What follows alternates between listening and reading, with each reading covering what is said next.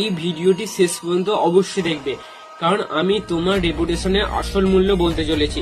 কারণ তুমি তোমার রেপুটেশনের কথা চিন্তা না করে শুধু টাকার কথা চিন্তা করো। এটা আমাদের জেনারেশনের ডার্ক রিলেটিভ হয়ে গেছে যে যেটা তুমি দেখতে ও শুনতে চাও সেটাই তোমায় দেখানো হয়। কিছু বছরে ইন্টারনেট আমাদের মস্তিষ্কে বিনওয়াস করে টাকা ভরে দেয়।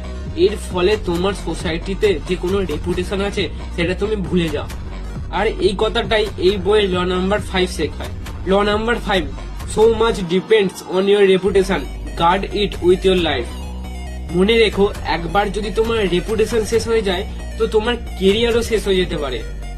এর একটা সিম্পল এক্সাম্পল তোমায় আমি দিতে পারি। ধরো তুমি একজন ফ্রিল্যান্সার, তুমি একটা ক্লায়েন্টকে কথা দিয়েছো যে এই সময় তুমি একটা প্রজেক্ট ডেলিভার করবে, কিন্তু কিছু কারণের জন্য তোমার ওই প্রজেক্টটা দিতে ডিলে হয়ে যায়। এর কারণে ক্লায়েন্টটির প্রচুর বড় লস হয়ে যায়। এর কারণে উনি সোশ্যাল মিডিয়াতে একটা নেগেটিভ রিভিউ লিখে দেন।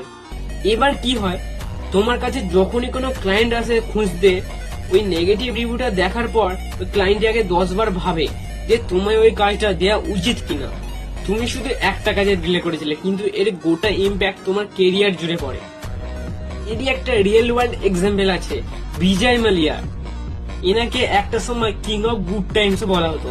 বড় বড় সেলিব্রিটি, অ্যাক্ট্রেস এনার আশপাশেই ঘুরতেন, কিন্তু ব্যাংক লোন স্ক্যামের পর থেকে এনার নামটা একটা নেগেটিভ এক্সাম্পল মতন হয়ে যায়। লোক ওনার আশেপাশে তো ছেড়ে দাও, উনি যে একটা সময় আমার আত্মীয় ছিল এটা বলতেও ভয় পেত। আর আজ ওনার রেপুটেশন এতটাই খারাপ যে তুমি যদি কোনো মার্কেটে একটা বিজনেস ডিলে গিয়ে বলো যে এই বিজয় মালিয়া আমার আত্মীয় হয়, তো তুমি আমার সঙ্গে বিজনেস করবে, তো দেখবে ওনার মুখটা কেমন হয়।